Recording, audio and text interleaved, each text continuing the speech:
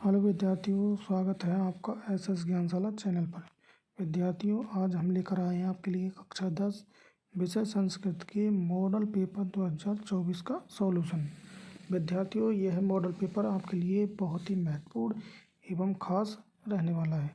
महत्वपूर्ण एवं खास इसलिए रहने वाला है क्योंकि आपकी आगामी वार्षिक परीक्षा 2024 का जो प्रश्न पत्र है वह हूबहू इसी पर आधारित रहने वाला है।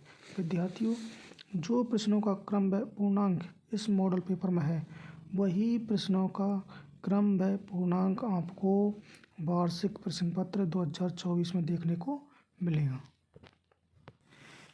इसलिए विद्यार्थियों, पूरा वीडियो ध्यानपूर्वक देखें, वीडियो को स्किप बिल्कुल भी ना करें। विद्यार्थियों, आपका जो संपूर्ण प्रश्न पत्र है वह टोटल 80 नंबर का रहेगा और इसका समय है वो 3.25 घंटे का रहेगा। तो आइए विद्यार्थियों, शुरू करते हैं प्रश्नों का सॉल्यूशन। प्रश्नों का सॉल्यूशन शुरू करने से पहले आपसे छोटा सा रिक्वेस्ट है, यदि आप चैनल पर पहली बार आए हैं तो चैनल को सब्सक्राइब करना ना भूलें। तो आइए विद्यार्थियों, सबसे पहले वस्तुनिष्ठ प्रश्नों का सॉल्यूशन करते हैं। वस्तुनिष्ठ प्रश्नों के अंतर्गत पहला प्रश्न है, पाषाणी सभ्यता समाविष्टा न स्यात्। पाषाणी सभ्यता शामिल नहीं होनी चाहिए। तो प्रिय विद्यार्थियों, ये आपका पहला प्रश्न आपके प्रथम पाठ सूची पर्यावरण के अंतिम श्लोक से यह प्रश्न लिया गया है। अंतिम श्लोक है, प्रस्तर तले लता तरगुल्मा नो भवन्तु पृष्ठा।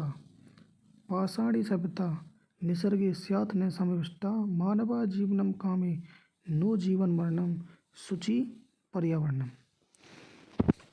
तो प्रिय विद्यार्थी, इसका राइट आंसर वने हो नहीं सकता, नगरे हो नहीं सकता, प्रकृतियाम ये हो नहीं सकता, क्योंकि इस श्लोक में निसर्ग शब्द आया है तो निसर्ग शब्द का अर्थ होता है प्रकृति।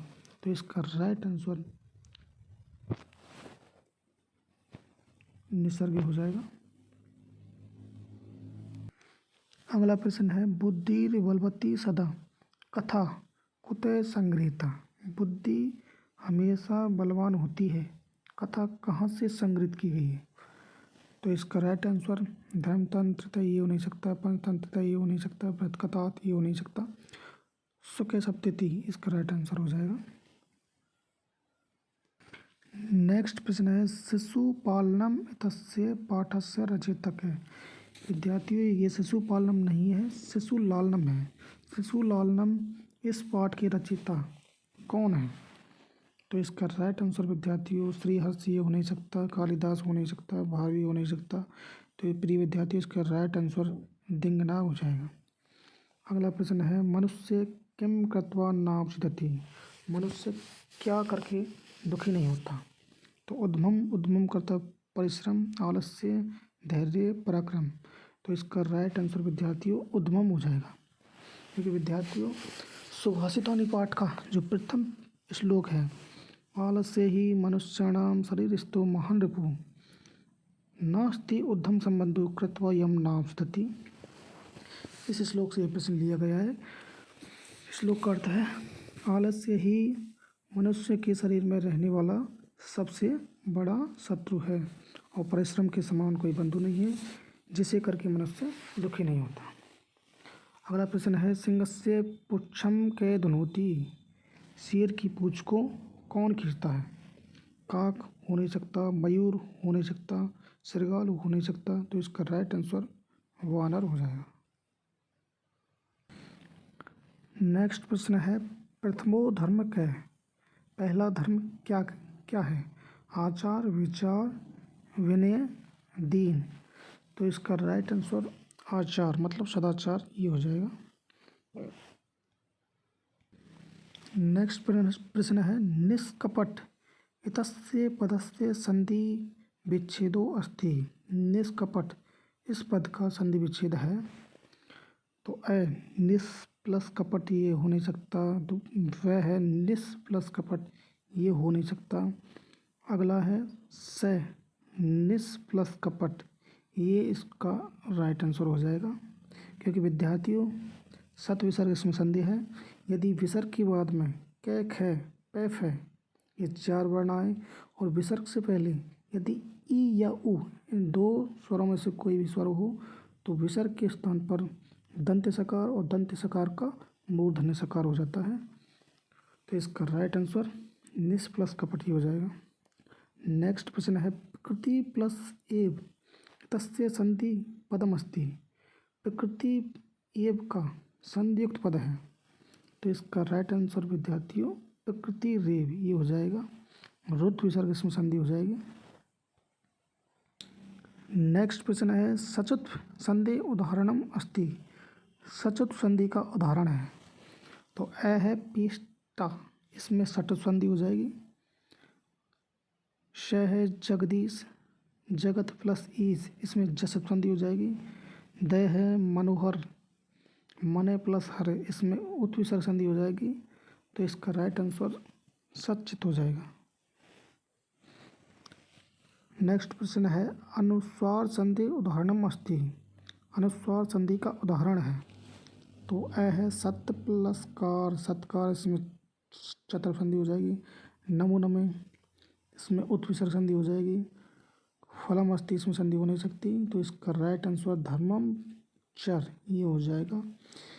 अनुस्वार संधि की परिभाषा है यदि मैं के बाद है वर्ण को छोड़कर कोई भी व्यंजन आए, मैं के बाद है को छोड़कर कोई भी व्यंजन वर्ण आए तो मैं का अनुस्वार हो जाता है। नेक्स्ट प्रश्न है अनुरथम तस्य पदस्य समास विग्रह अस्ति। अनुरथम इस पद का समास विग्रह है, तो अनु के बाद यदि कोई भी संज्ञा शब्द आए तो उस संज्ञा शब्द में षष्ठी विभक्ति लगाकर अनु को पश्चात शब्द में बदल देते हैं। तो इसका राइट आंसर रथस्य पश्चात ये इसका राइट आंसर हो जाएगा। अगला प्रश्न द्विगु समासस्य उदाहरणम अस्ति। द्विगु समास का उदाहरण है, तो द्विगु समास में प्रथम पद पर संख्यावाची होता है, तो इसका राइट आंसर पंचपात्र में हो जाएगा। राम श्यामऊ इसमें द्वंद्व हो जाएगा। पीताम्बर इसमें कर्मधारय हो जाएगा। उपवनम इसमें अव्ययभाव हो जाएगा, तो इसका राइट आंसर पंचपात्र में हो जाएगा। नेक्स्ट प्रश्न है मुख कमलम इत्यत्र के समास है, तो कमल के समान मुख है जिसका, तो इसमें कर्मधारय इसका राइट आंसर हो जाएगा। नेक्स्ट प्रश्न है आचार इत्यत्र पदे के उपसर्ग। आचार इस पद में उपसर्ग कौन सा है, तो इसका राइट आंसर आंग हो जाएगा।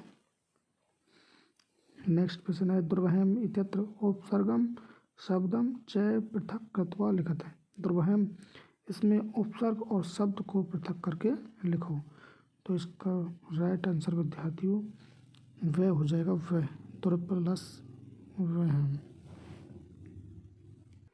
अगला प्रश्न 2 नंबर का है। प्रश्न नंबर 2 निर्देश अनुसारम रिक्त स्थानानि पूर्यते। निर्देश अनुसार रिक्त स्थानों की पूर्ति करो। अब विद्यार्थी इसमें कुछ शब्द और धातु दिए गए हैं जिनमें प्रत्यय जोड़कर नए शब्द का निर्माण करके इस रिक्त स्थान की पूर्ति करनी है।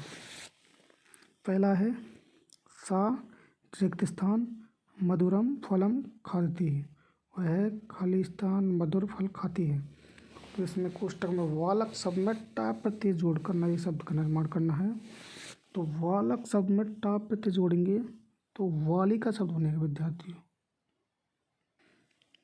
दूसरा है तत्र खाली जगह अस्ति, और उसमें जन शब्द में तल प्रत्यय जोड़ना है। जन शब्द में तल प्रत्यय जोड़ने पर जनता शब्द बनेगा जनता।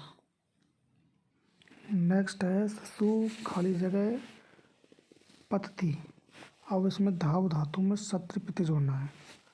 धाव धातु में सत्री प्रत्यय जोड़ने पर धावन शब्द बनेगा धावन। नेक्स्ट चौथा है एतत् रिक्त स्थान गृहमस्ति, यह घर है।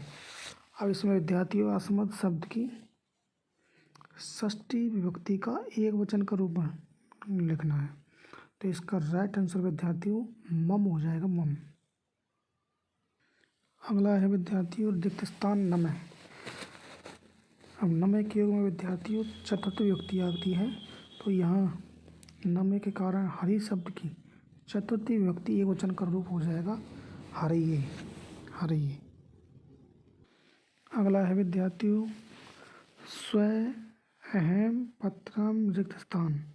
अब विद्यार्थी इसमें लिख धातु रेट लकार का रूप बनना है, तो विद्यार्थियों यहाँ अहम के कारण लिखामी हो जाएगा, लिखामी, क्योंकि जिस पुरुष वचन का कर्ता होता है उसी पुरुष वचन की क्रिया आती है।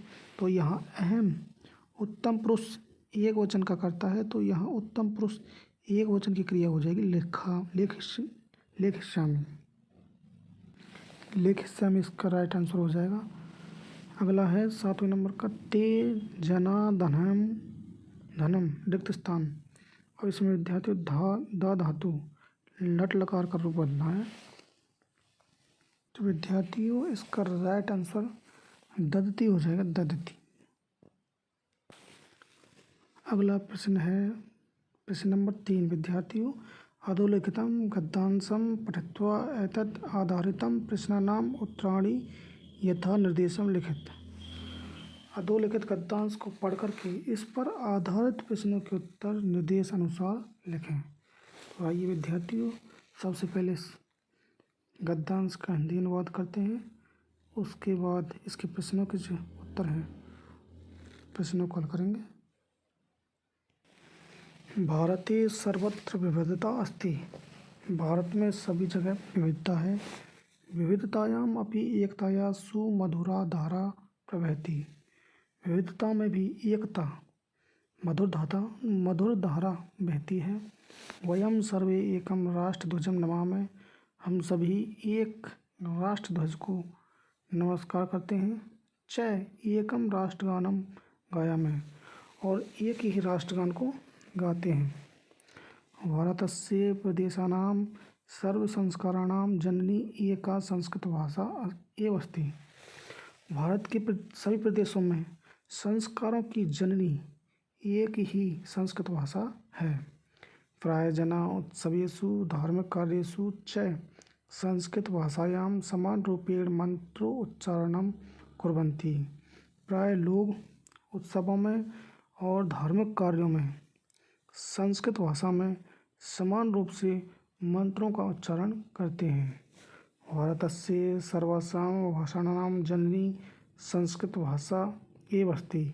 भारत की सभी भाषाओं की जननी संस्कृत भाषा ही है।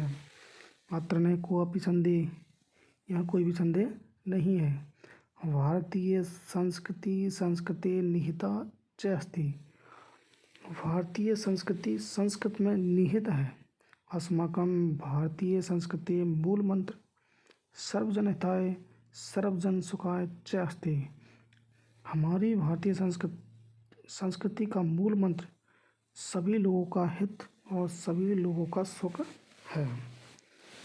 ये तो था विद्यार्थियों इसका हिंदी अनुवाद। अब चलते हैं प्रश्नों की ओर। एक पदेन उत्तरतः। सबसे पहले 4 प्रश्न हैं, इनका एक पद में उत्तर देना है। विद्यार्थियों इन प्रश्नों के उत्तर इसी गद्यांश में से देना है। तो प्रथम प्रश्न है भारते सर्वत्र का अस्ति। भारत में सभी जगह क्या है। तो विद्यार्थियों इसका राइट आंसर विविधता हो जाएगा, विविधता। विद्यार्थियों अगला प्रश्न है मंत्रोच्चारणम कस्यां भाषायां जना कुर्वन्ति। जन या लोग मंत्रों का उच्चारण किस भाषा में करते हैं। तो विद्यार्थी इसका राइट आंसर संस्कृत हो जाएगा, संस्कृत। नेक्स्ट प्रश्न है वयम एकम किम गायामि। हम सभी एक क्या गाएं। तो विद्यार्थियों इसका राइट आंसर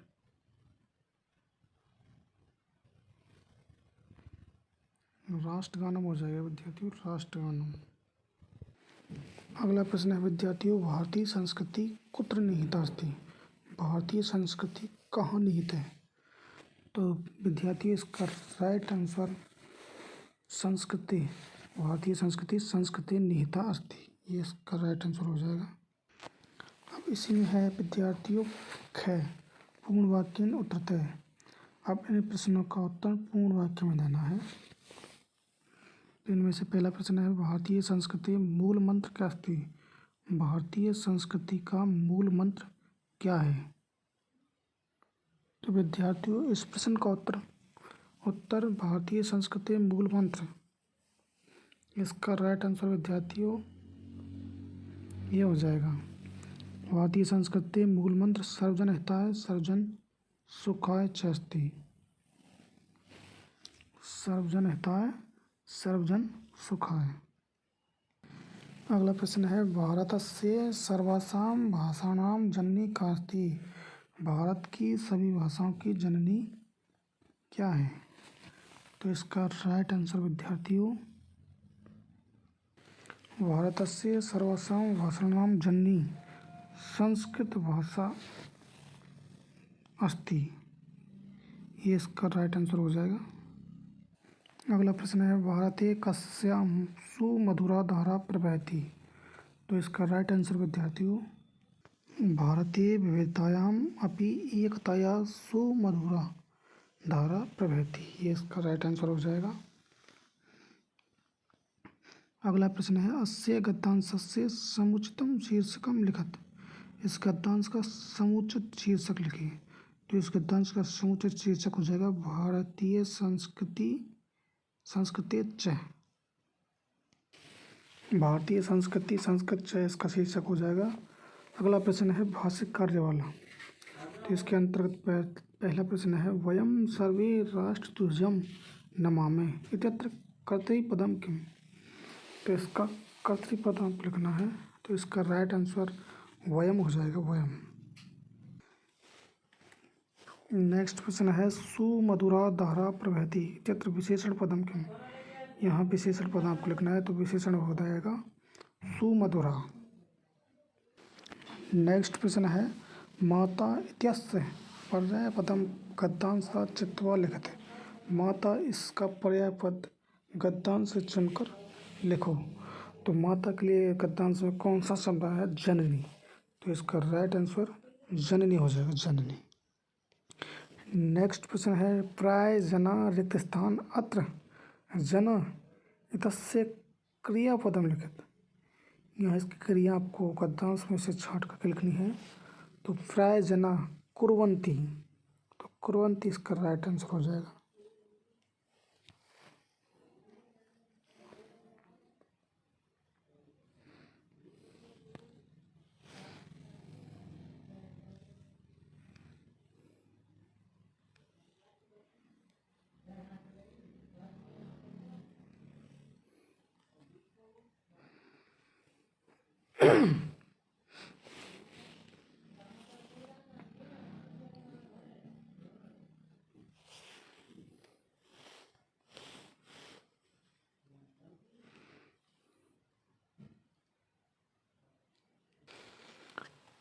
अगला प्रश्न है अधोलिखितौ संख्यावाची शब्दौ संस्कृते लिखत। तो नीचे लिखी संख्यावाची शब्दों को संस्कृत में लिखना है। तो 125 और 328 इनको आपको संस्कृत में लिखना है। तो 125 का आंसर हो जाएगा पंचविंशति अधिक 100 और 328 का अष्टविंशति अधिक 300। ये इसका राइट आंसर हो जाएगा।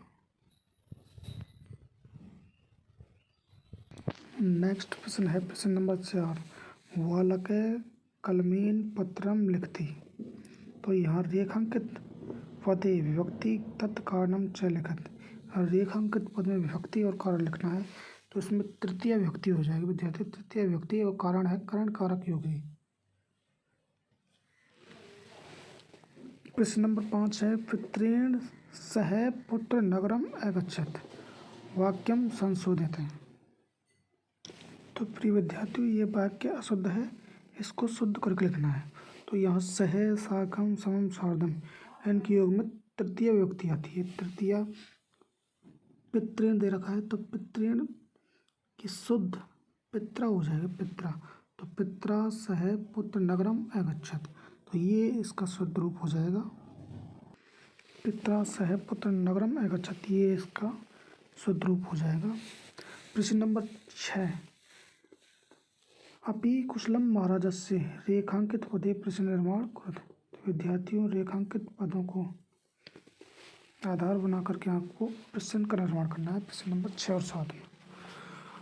तो प्रश्न नंबर 6 में 6 का राइट आंसर कस्य हो जाएगा और प्रश्न नंबर 7 इसका राइट आंसर कुत्र हो जाएगा। तो प्रिय विद्यार्थियों, कस्य और कुत्र इसका राइट आंसर हो गया। अब नेक्स्ट प्रश्न है प्रश्न नंबर 8, अधोलिखित श्लोकस्य हिंदी भाषायां सप्रसंग भावार्थ लिखत। इस श्लोक का हिंदी भावार्थ आपको लिखना है।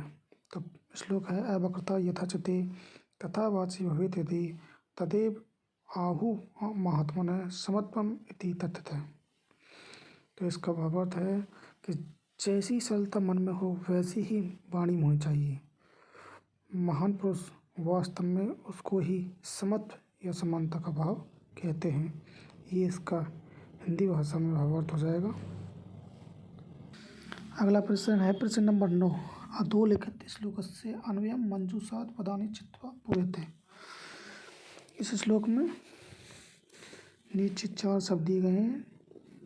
इन शब्दों को चुन करके रिक्त स्थानों की पूर्ति करनी है। मतलब श्लोक का अन्वय आपको करना है। तो पहला है विचित्री रिक्त स्थान किंचित, दूसरा है रिक्त स्थान नास्ति खलु चेत अश्व, और 3 है रिक्त स्थान वीर अस्ति त्रही, चौथा है भारत रिक्त स्थान भारत से बहने खर। तो विद्यार्थी इसके राइट आंसर हो जाएंगे। प्रथम स्थान में आ जाएगा संसारी, रिक्त स्थान 2 में आ जाएगा विद्यार्थियों निरर्थकम, और रिक्त स्थान 3 में आ जाएगा विद्यार्थियों धावने, और रिक्त स्थान 4 में आ जाएगा विद्यार्थियों खर। तो इस प्रकार विद्यार्थी से श्लोक का अन्वय हो जाएगा। पहले में संसार, दूसरे में निरर्थकम, तीसरे में धावने, चौथे में खर। प्रश्न नंबर 10 विद्यार्थी नेक्स्ट है प्रश्न नंबर 10, स्वे पाठ्य पुस्तकात् श्लोकद्वयं लिखित यदि अस्मिन् प्रश्न पत्रे न स्यात्। विद्यार्थियों 10वें प्रश्न में आपको 2 श्लोक लिखने हैं जो इस प्रश्न पत्र में नहीं आए हैं। तो आपको इसमें 2 श्लोक आपको लिख देने हैं। प्रश्न नंबर 11 है विचित्र साक्षी इति पाठसारम हिंदी भाषायां लिखित। तो विचित्र साक्षी पाठ का सार आपको हिंदी भाषा में लिखना है। नेक्स्ट है प्रश्न नंबर 12, पर्याय पदम मेलित है। तो इसमें पर्यायवाची पद दिए गए हैं, इनका आपस में आपको विद्यार्थी मिलान करना है। मिलान विद्यार्थी उसमें खंड क की पर्यायवाची पदों का मिलान खंड ख से करना है। तो सलिलम, सलिलम का अर्थ होता है जल, तो इसका इससे मिलान हो जाएगा जल से। दूसरा है वन, वन का पर्यायवाची काननी हो जाएगा। तीसरा है सुता, सुता माने होता है बेटी, इसका इससे मिलान हो जाएगा। चौथा है दसनई, दसनई का अर्थ होता है दांत, इसका इससे मिलान हो जाएगा। दसनई का दांत हो जाएगा। ये इसका राइट आंसर हो जाएगा। प्रश्न नंबर 13 है मंजूषाया प्रदत्तई समुचितई अव्ययपदई वाक्यानि पूर्यते। मंजूषा में दिए हुए समुचित अव्ययों से वाक्यों की पूर्ति करो। तो यहाँ 4 अव्यय दिए गए हैं आपको, तो उनमें से 4 अव्ययों में से उपयुक्त अव्यय चुन करके रिक्त स्थान की पूर्ति करनी है। तो पहला है अहम रिक्त स्थान जयपुरम गमिष्यामि। अहम रिक्त स्थान जयपुरम गमिष्यामि, मैं जयपुर जाऊंगा। तो इसमें विद्यार्थियों हो जाएगा स्व। स्व, स्व का अर्थ होता है आने वाला कल। दूसरा है रमेश है रिक्त स्थान मया सह गमिष्यति, रमेश मेरे साथ जाएगा। तो इसका इसमें हो जाएगा अपि, रमेश भी मेरे साथ जाएगा। तीसरा है त्वम अत्र तिष्ठ, तुम यहीं रिक्त स्थान ठहरू। तो इसमें हो जाएगा एव, अत्र एव, यहीं। तो आइए विद्यार्थियों, बस इस प्रकार विद्यार्थियों रिक्त स्थानों की पूर्ति हो जाएगी।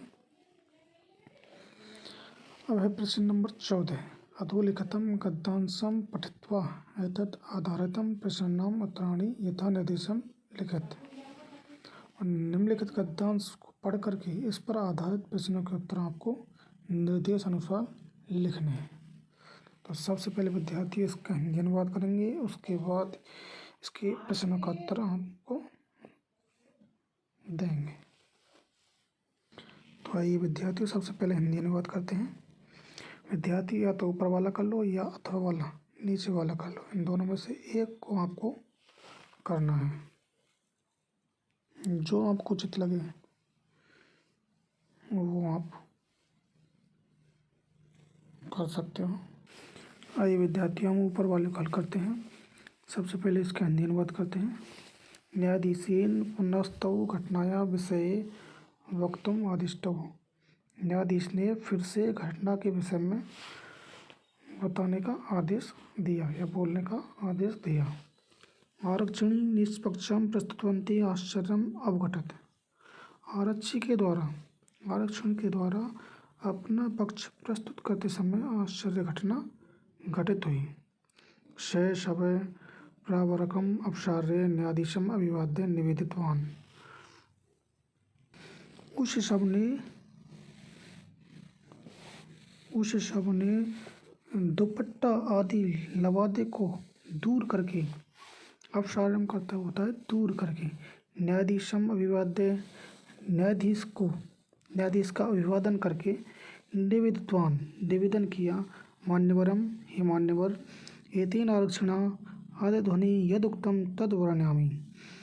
इस रक्षा पुरुष के द्वारा आदिध्वनि मार्ग में यदुक्तम जो कुछ कहा गया, तद वर्णयामि उसका मैं वर्णन करता हूँ। तो या अहम, तुमने मुझको चोरितया मंजूषाया, चोरी की हुई मंजूषा को ग्रहणाद्वारित, ग्रहण करने से रोका, अतः निज कृत्यस्य फलम मुञ्चवे, इसलिए अपने किए हुए का फल भोगो। अस्मिन् चोरी अभियोगे त्वं वर्षत्रयस्य कारादण्डं लप्स्यसि। इस चोरी के आरोप में तुम 3 वर्ष का कारादंड प्राप्त करो। न्यायाधीश आरक्षणे कारादंडम आदिश्यम तम जनम से सम्मानम मुक्तवान। न्यायाधीश ने रक्षा पुरुष को कारादंड का आदेश देकर उस जन को सम्मानपूर्वक मुक्त कर दिया। प्रिय विद्यार्थी, ये तो था इसका हिंदी अनुवाद। अब आइए इसके प्रश्नों को देखते हैं। एक पदेन उत्तरते हैं। सबसे पहले 2 प्रश्न हैं, इनका एक पद में उत्तर देना है। तो पहला प्रश्न है, केन पुनस्तौ घटनाया विषये वक्तुम आदिष्टौ। किसने फिर से घटना के विषय में बोलने का या बताने का आदेश दिया। तो इसका राइट आंसर विद्यार्थियों न्यायाधीशेन हो जाएगा, न्यायाधीशेन।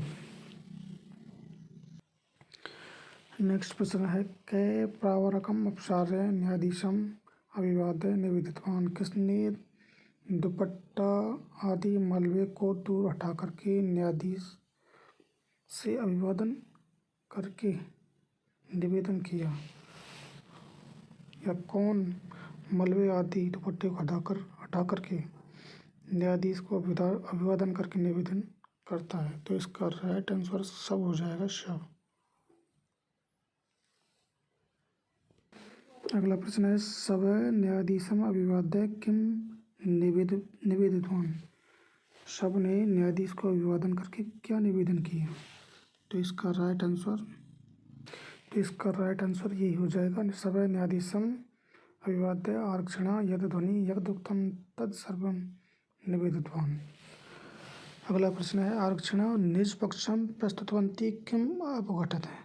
रक्षा पुरुष के द्वारा अपना पक्ष प्रस्तुत करते समय क्या घटना घटित हुई।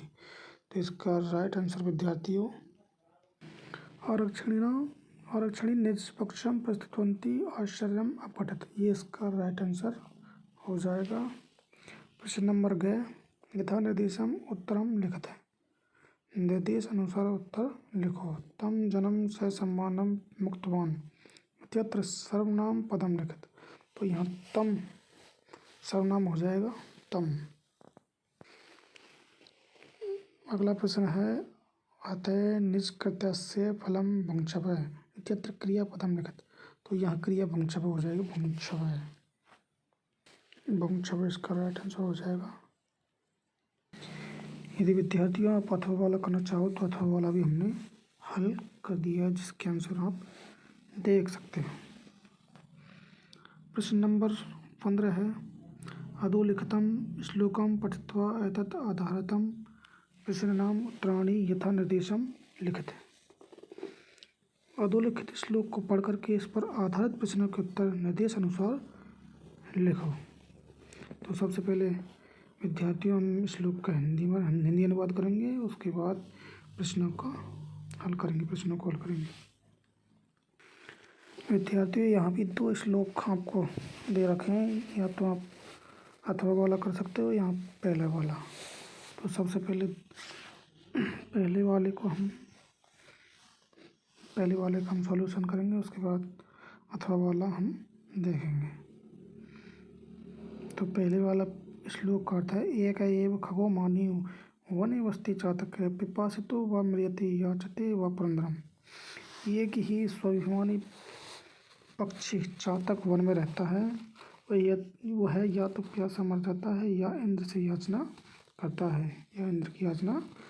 है। तो ये तो था विद्यार्थियों इसका हिंदी अनुवाद। अब आइए इसके प्रश्नों को देखते हैं। पहला प्रश्न है, एक पदेन उत्तरतः। इसमें पहला है, कै पिपासितो म्रियते, तो इसका विद्यार्थी राइट आंसर हो जाएगा चातक है। तो विद्यार्थी उसका चातक राइट आंसर हो जाएगा। दूसरा प्रश्न है, कुत्र चातक है बस्ती, चातक कहाँ रहता है, तो विद्यार्थियों इसका राइट आंसर वने हो जाएगा, वने। अब इसी के अंतर्गत विद्यार्थियों ख प्रश्न, पूर्ण वाक्य उत्तरम लिखत है। अब इन प्रश्नों के विद्यार्थियों आपको पूर्ण वाक्य में उत्तर लिखने हैं।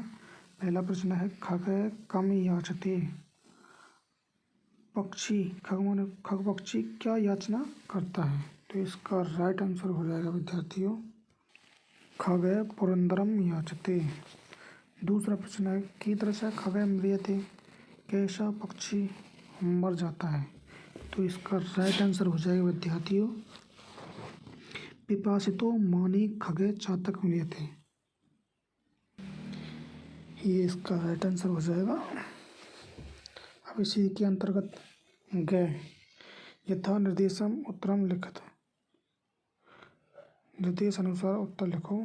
खगो, पहला प्रश्न है, खगो मानी इत्यत्र विशेषण पदम, तो इसका विशेषण हो जाएगा मानी। दूसरा प्रश्न है, वने वस्ति चातक इत्यत्र वाक्य कर्तृपदम किम, तो इसका कर्तृपद लिखना है, कर्तृपद हो जाएगा चातक। तो आइए विद्यार्थी इसके आंसरों को लिखते हैं। विद्यार्थियों अथवा वाला श्लोक है, अमंत्रम अक्षरम नास्ति मूलम अनुष्टम अयोग प्रश्न नास्ति योजक तत्र दुर्लभ है। मंत्रहीन अक्षर नहीं है और रहित जड़ नहीं है, कोई भी पुरुष अयोग्य नहीं है, वहाँ जोड़ने वाला दुर्लभ है। इसके प्रश्नों के आंसर भी हमने दे दिए हैं, इनको भी आप देख सकते हो। अब प्रश्न नंबर 16, अधोलिखितं नाट्यांश पठित्वा एतत् आधारितं उत्तराणि यथा निर्देशं लिखित। अधोलिखित नाट्यांश को पढ़ करके इस पर आधारित प्रश्नों के उत्तर निर्देश अनुसार आपको लिखने हैं। तो आइए विद्यार्थियों अब देखते हैं प्रश्न नंबर 16। सबसे पहले इसका हिंदी अनुवाद करेंगे, उसके बाद इसके प्रश्नों का सॉल्यूशन करेंगे। तो विद्यार्थियों उन्हीं प्रश्नों की तरह या तो पहले वाला कर सकते हो या आप अथवा वाला कर सकते हो, जो आपको उचित लगे, दोनों में से आप कोई भी कर सकते हो। तो आइए विद्यार्थियों सबसे पहले ऊपर वाले का हिंदी अनुवाद करते हैं, उसके बाद इसका सॉल्यूशन करते हैं। हिंदी अनुवाद शुरू करते हैं। सिंह है बहु, तो सबसे पहले सिंह है बहु अहम वनराज किम भयम न जायते। शेर बोल रहा है, अरे मैं वन का राजा हूँ, क्या आपको डर नहीं लगता। किमर्थम माम एवं तुदंती सर्वे मिलता। किस लिए सर्वे मिलता सभी मिलकर के माम एवं मुझको इस प्रकार तुदंती परेशान कर रहे हो, तंग कर रहे हो। एक बानर है, एक बंदर। यते त्वम वनराज भवितुम न सर्वथा अयोग्य, क्योंकि तुम वन का राजा होने में पूरी तरह से अयोग्य हो। राजा तो रक्षक है भक्ति, परम भगवान तो भक्षक है। राजा तो रक्षक होता है, परंतु आप तो भक्षक हो। अपि च स्वरक्षायामपि समर्थ नासि, और अपनी रक्षा करने में भी समर्थ नहीं हो। तरहि कथम अस्मान् रक्षसि, तो हमारी रक्षा कैसे करोगे। ये तो था विद्यार्थी इसका हिंदी अनुवाद। आइए अब इसके प्रश्नों को हल करते हैं। पहला है एक पदीय उत्तरतः। इसके अंतर्गत दो प्रश्न हैं, इनके आपको एक पद में उत्तर देने हैं। पहला है कै वन राजाय भवितुम न सर्वथा अयोग्य, कौन वन का राजा होने में पूरी तरह से अयोग्य नहीं है। तो इसका राइट आंसर विद्यार्थियों सिंह हो जाएगा। सिंह है। सर्वे मिलता कम तुदंती, सभी मिलकर के किसको परेशान कर रहे हो। तो इसका राइट आंसर हो जाएगा विद्यार्थियों सिंहम। अब ख है, ख इसके अंतर्गत दो प्रश्न हैं, इनको पूर्ण वाक्य में आपको उत्तर देना है। राजा कीदृश भक्ति, और दूसरा प्रश्न है सिंह है कुत्र समर्थ नास्ति। तो इन दोनों के उत्तर हो जाएंगे विद्यार्थियों। पहले का उत्तर हो जाएगा प्रश्न नंबर पहले, राजा रक्षक भक्ति, राजा रक्षक भक्ति। और दूसरे प्रश्न का उत्तर हो जाएगा विद्यार्थियों सिंह है स्वरक्षायाम समर्थ नास्ति। आइए विद्यार्थियों दोनों प्रश्नों के आंसर हम लिखते हैं। इसी के अंतर्गत ग यथा निर्देशम उत्तरम लिखते हैं। इसके अंतर्गत दो प्रश्न हैं, इनको हल करते हैं। अस्मान् रक्षसि इत्यत्र वाक्यस्य क्रियापदम लिखित।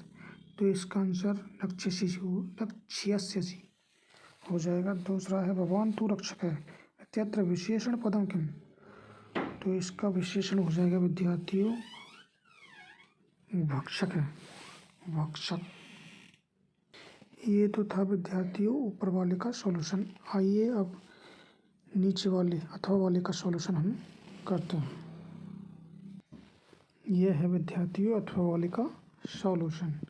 अथवा वाले का सॉल्यूशन भी हमने कर लिया है। अब आइए आगे चलते हैं। प्रश्न नंबर 17, अधोलिखितानि वाक्यानि क्रमरहितानि सन्ति, यथा क्रम संयोजनं कृत्वा लिखित। अब नीचे 6 वाक्य दिए गए हैं जो क्रम रहित हैं, इनको क्रम सहित आपको जमाना है। तो आइए विद्यार्थियों इनको क्रम सहित जमाते हैं। तो विद्यार्थियों इसका उचित क्रम हो जाएगा, पहले वाला है ये छठे नंबर पर आ जाएगा, दूसरे वाला है ये पहले नंबर पर रहेगा, तीसरे वाला तीसरे नंबर पर रहेगा, चौथे वाला 5वें नंबर पर, और 5वें वाला दूसरे नंबर पर, और छठे वाला नंबर 4 पर आएगा। इस प्रकार ये इसका उचित क्रम हो जाएगा। आइए विद्यार्थियों अब चलते हम नेक्स्ट प्रश्न की ओर। प्रश्न नंबर 18। तो प्रिय विद्यार्थियों प्रश्न नंबर 18, इसमें दो हैं, या तो आप अथवा वाला कर सकते हो या आप पहले वाला कर सकते हो, जो आपको उचित लगे वह आप कर सकते हो। तो आइए अथवा वाला हम करते हैं, अथवा वाले का सॉल्यूशन हम करते हैं। भगवान दीपक अस्ति परीक्षा परिणामस्य विषये स्वपित्रं प्रति लिखिते अस्मिन् पत्रे मंजूषाया उचित पदानि चित्वा रिक्त स्थानानि पूर्यते। तो प्रिय विद्यार्थियों, ऊपर कुछ पद दिए गए हैं, इनकी सहायता लेकर के आपको रिक्त स्थानों की पूर्ति करनी है। तो आइए विद्यार्थियों, रिक्त स्थानों की पूर्ति हम करते हैं। तो सबसे पहले विद्यार्थियों, जो पद आपके सामने दिए गए हैं, सबसे पहले तो उनका अर्थ आपको जानना है।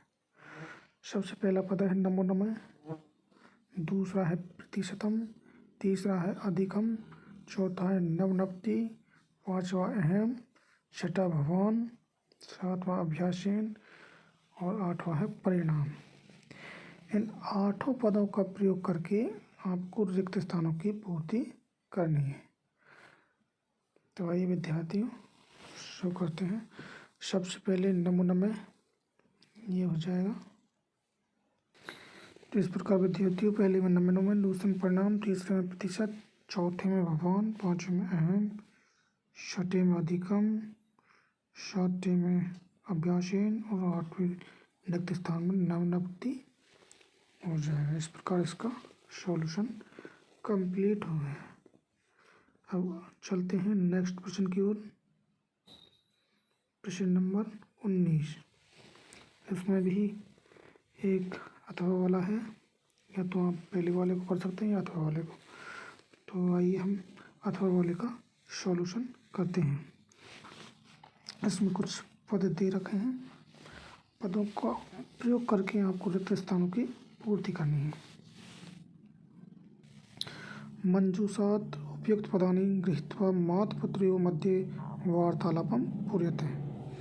मंजूषा से उपयुक्त पदों को ग्रहण करके माता और पुत्री के मध्य वार्तालाप की पूर्ति करें।